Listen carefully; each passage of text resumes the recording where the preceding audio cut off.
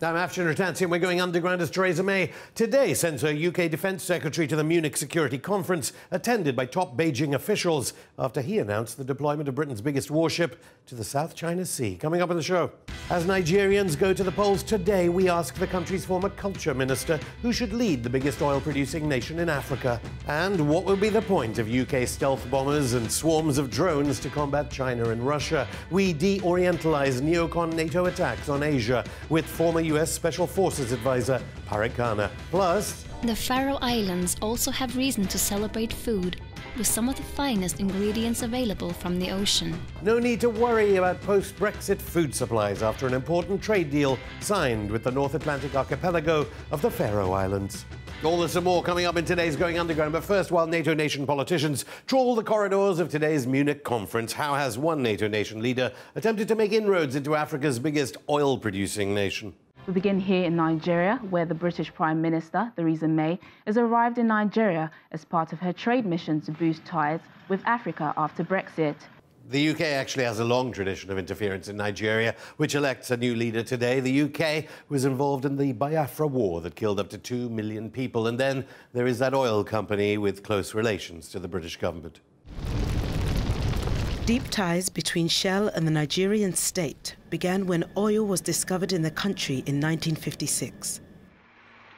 The state needed the vast wealth generated by Shell's oil production, and Shell needed access to the oil fields. What could possibly go wrong? Well, on Tuesday, the widows of Nigerian activists executed by the Nigerian government accused Shell Oil of complicity in their deaths in a Dutch court. Most famous around the world is the writer Ken Saro-Wiwa, hanged in 1995. The controversy was addressed by incumbent Nigerian President Buhari recently. President Buhari says he is aware of challenges in Ogoniland, many of which he believes would have been solved with more commitment and focus in the past, instead of awarding contracts that were not implemented. But is that enough for Ogoniland, and who will do most for human rights when it comes to multinational oil contracts, let alone the use of Nigeria for NATO nation militarism in West Africa? Joining me now is a Nigerian politician who was culture minister and aviation minister. He was an advisor in President Obasanjo's PDP government, and he supports Obasanjo's former vice president, Atiku Abubakar, over incumbent President Buhari in today's elections. Fani-Kayode is in the capital, Abuja. Thanks so much, Femi, for coming on. We had the former Nigerian central bank official, Kingsley Moghalu, on the show. He's supported by the Nobel laureate Wole Soyinka. He said that Nigeria needed a different kind of politics. Why are you supporting the PDP and Atiku Abubakar? Well, first of all, I think that the suggestion that anybody other than Atiku Abubakar can defeat the incumbent is unrealistic. I mean, the reality is that the only person that has the opportunity and the chance of defeating Buhari is Atiku Abubakar.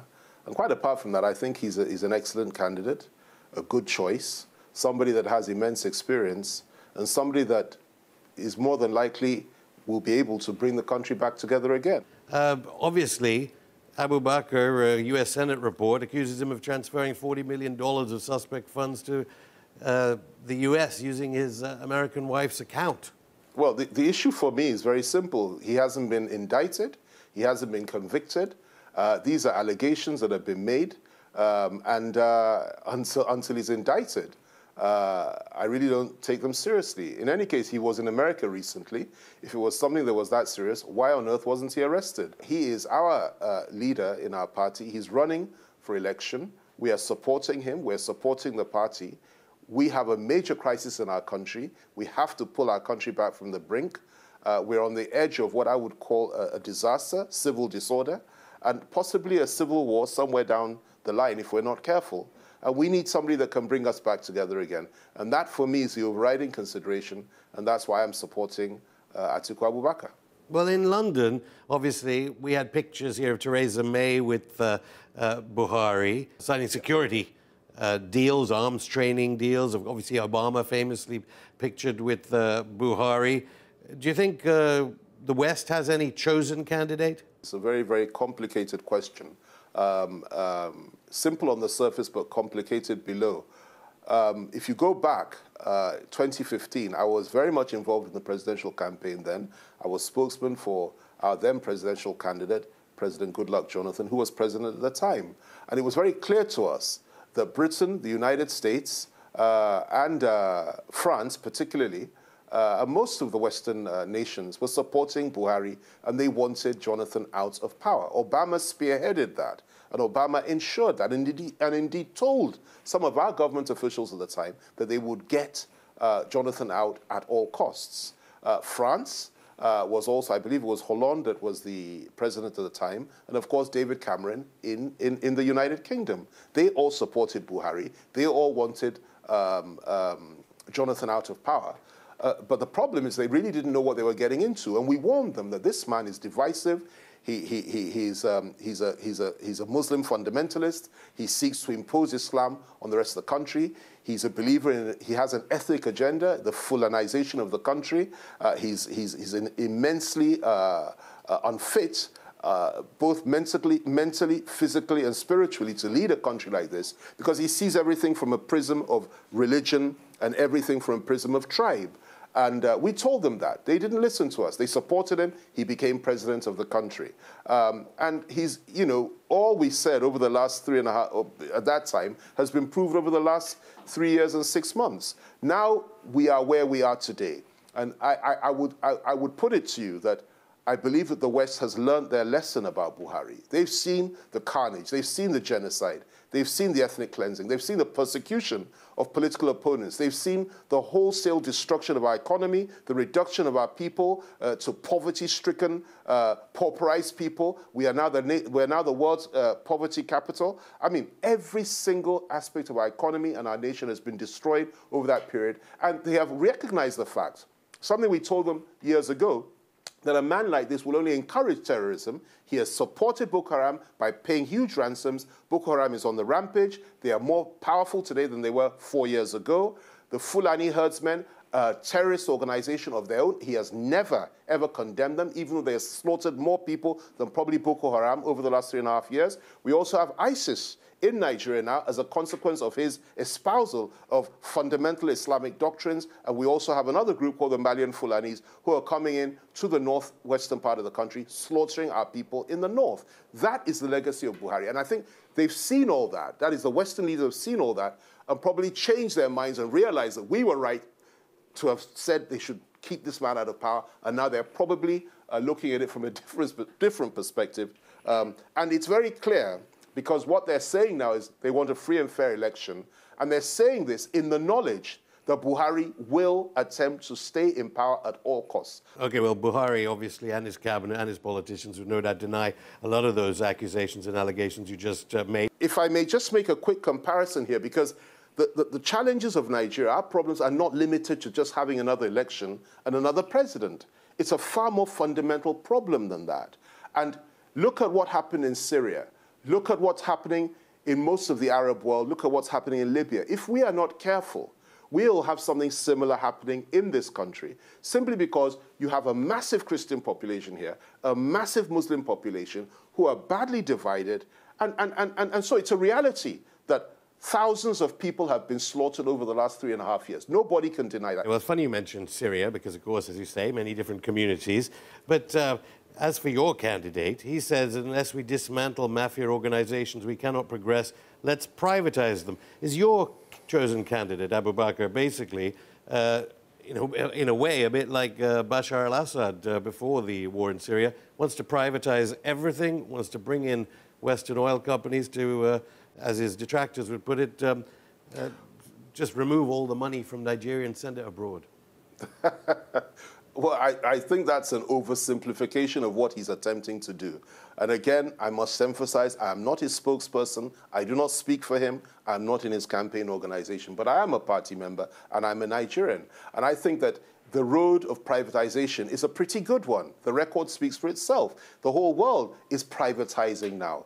If not for the fact that, you know, Russia privatized, and of course they went through a number of challenges after the Soviet Union fell, but they privatized, and now they are what they are today, a relatively powerful country that's on the rise throughout the world. That is the road, that is the way forward. So I think to that extent, it's a pretty good policy. I also believe this, that you know, a country where government is so powerful and government is controlling enterprises like the NNPC and so on and so forth are bound to have challenges, because that's where corruption comes in, and that's why everybody's so interested in taking power at the center, because that's where all the money is, that's where all the assets are controlled by government. We should move away from that. Smaller government, more efficient system, and a booming economy. That's what we're trying to achieve, and that's what he wants to do. You mentioned Russia. You know about the accusations that your chosen candidate, Abu Bakr, is connected to the Russians. He's hired the Donald Trump lobbyist Brian Ballard. Nonsense, those allegations? Well, you know, I don't know who he's close to or who he's not close to, but what I will tell you is this. If you say he's close to the Russians, he's equally close to the Americans, he's equally close to the British, he's equally close to the European Union and everybody else. And I don't think it's a crime, or there's a crime in being close to the Russians. I admire the Russians. I like the Russians. I like the role they played in Syria.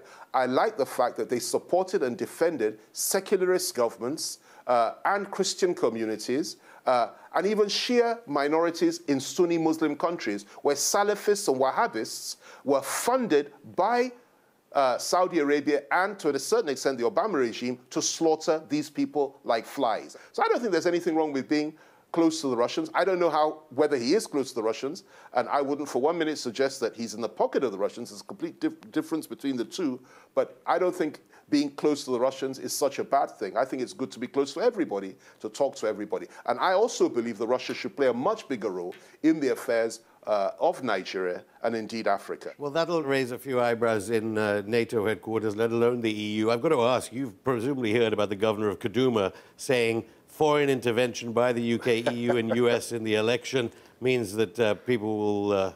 from those places will be returning in body bags today if that happens. I've got to just ask, because you did suggest that Buhari will rig the election. EU officials are, of course, there on the ground today. Listen, it's very important that you understand the mindset of the people that we're dealing with. And I would suggest to you, I'll put it to you, that that mindset is very close, very, very close to the mindset of the sort of people that were leading Al-Qaeda, that were leading ISIL, and that were leading various other terrorist organizations in the Arab world. When somebody like Nasser al-Rufai, somebody that I was very close to, we were in cabinet together for a number of years, the governor of Kaduna State talks about body bags for interfering. And what he means by interfering is calling, you know, to question the partiality of, or the impartiality of INEC and the government in the conducting of this election. In other words, he doesn't want anybody to question anything. When he says that, you need to take him very, very seriously, because that's their mindset. This gentleman, in his state in 2016, 808 Christians were killed. There is a piece of code the PDP the issue signed. Is this. When he talks about body bags, take him very seriously, and we hope and pray that they don't go that far in their quest to stay in power. We sincerely hope that it doesn't come to that, but they're prepared to do anything, fight anybody, kill anybody, stop anybody, criminalize anybody, demonize anybody, including the West, in order to ensure that they stay in power. And by God's grace, they will fail in that quest. Femi Fani-Kayode, thank you. After the break.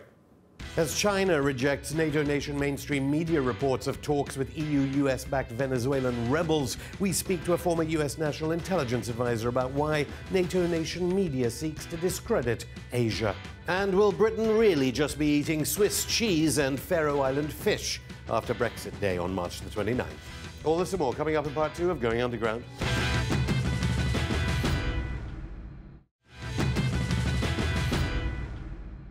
Welcome back. UK mainstream media this week asked questions about Jeremy Corbyn's baked beans and relied on barroom Brussels conversations for hints of Theresa May's Brexit timetable. But is the real question whether there will be tomatoes in British shops in April, let alone medicine? Because under the media radar, trade deals are already being done. The government's programme for providing continuity and stability for businesses, consumers and investors in our international agreements is of utmost importance.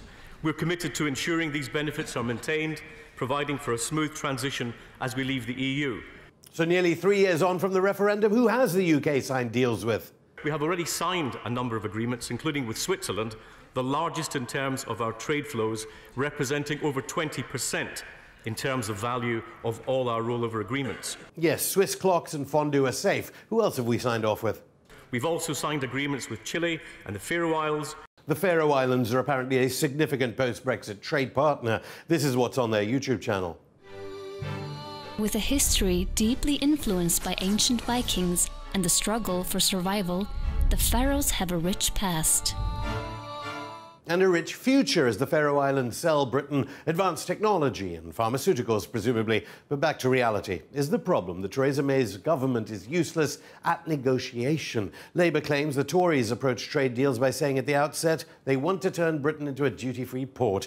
Not the best strategy in rolling over import and export taxes. Recently, the Secretary of State suggested the unilateral liberalisation of tariffs in the event of a no-deal Brexit. I ask the Secretary of State to explain to the House now how he thinks negotiations would go with the remaining rollover countries once he'd given up our key negotiating leverage by reducing all tariffs to zero. Most members might think that by doing so, we were the ones being rolled over. Far from it, says the UK government, and in any case, the UK will surely be able to sell weapons, hot on the heels of a UK Defence Secretary threatening China and Russia this week. Here's the PM paying tribute to a warplane alleged by Amnesty International to be involved in child killing by Saudi Arabia, let alone its arguably illegal use in Iraq and Syria. From the Gulf War through to operations against Daesh in Syria and Iraq, the Tornado has been an integral and vital part of our AF operations. And I think, as my right honourable friend, the Defence Secretary, said last week, it's with a heavy heart but enormous pride that we bid farewell. Theresa May celebrating the bombing of Asia there. We're joined now by former US National Intelligence Advisor Parag Khanna. His new book is The Future is Asian: Commerce, Conflict and Culture in the 21st Century. Parag, welcome back to Going Underground. So, you know, all we hear about in NATO nation media, arguably, is, you know, these economies in the East, they're going downhill, let alone China. We have Mahathir back in Malaysia. Who knows, capital controls. And yet you're saying the future is Asian. Let me double down on the argument, actually. I could have called this book The Present is Asian. That's just less catchy a title, but it happens to be true.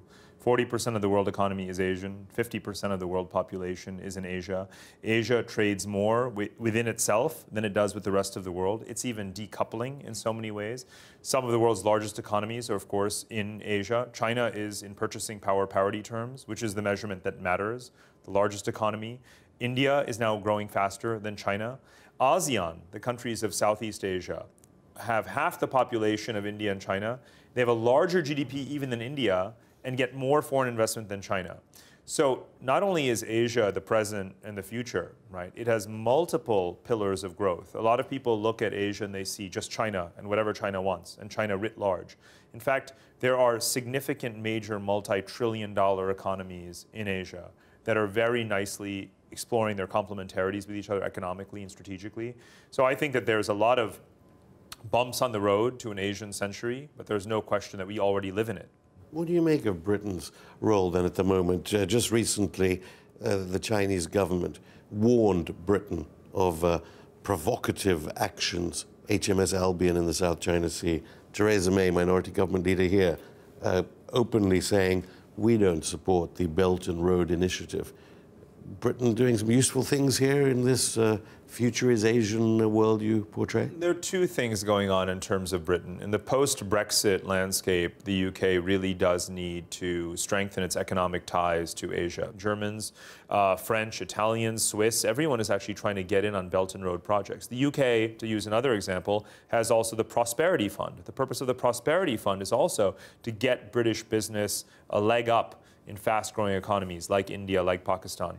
So whatever Theresa May says about Belt and Road is more or less irrelevant. What matters a lot more is what are Europeans doing, Britain included, to try and shape the local environments through their businesses and through their diplomacy. And in that, Britain should do a lot more. Its presence of its warships is not nearly as significant ultimately in influence, because it really isn't very influential from a military standpoint. What it can do commercially will have a bigger impact. I have to get some comment from the Royal Navy on that one. But it has to be said that, and we've heard it on this program, it's been quoted widely around the world, that the United States is encircling China with military bases. Is that why London and other countries are going, we can't be too close to the Communist Party of China? The U.S. military presence in the region long predates China's rise, right? It's a legacy, obviously, of World War II and the victory over Japan and so forth. And since that time, during the Cold War, the U.S. alliance system, the ANZUS agreements, countries like, of course, Japan and South Korea, also Australia, New Zealand, and others, were formerly a part of a U.S. treaty-based alliance system, and a lot of that remains intact today.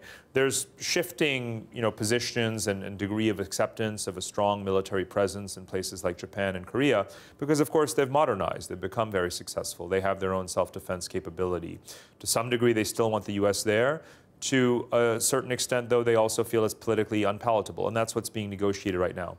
But all of them, obviously, are concerned with China's rise, China's massive investments in its military, China's posture and movements in the South China Sea, island reclamation and fortification of islands and placing military facilities there. So there is a tit-for-tat escalation, a maneuvering that's going on.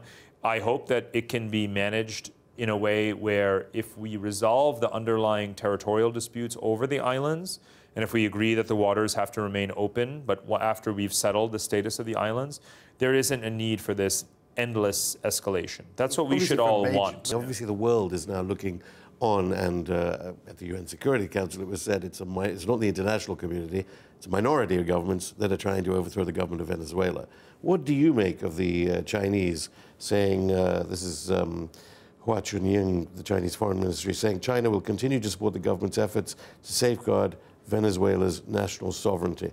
Obviously, there's been masses of 28 cooperation agreements between China and the Maduro government, masses of energy deals, and obviously Chinese weapons going to Venezuela. Rhetorically, that language isn't that different from what China uses with respect to other countries where it has made significant investments, purchased a lot of energy, sold a lot of weapons, issued lines of credit, and so forth. So China has done that in any number of countries, and Venezuela is one of them. So that rhetorical statement is not at all surprising. But remember, you're talking about a country of more than 50 million people. No foreign power can prop up a failing government, that has messed up policy and, screwed up their most significant natural resources and assets. That sounds a bit like what McNamara might have said about Fidel Castro in Cuba. No, what I'm saying is that, again, Venezuela has been failing on its own volition, right? It's made a lot of mistakes. I don't know about you, but it's highly controversial, obviously, because US sanctions, EU sanctions are existing against. Again, I've been going to Venezuela for actually, 15 years since my first book and written about it. And I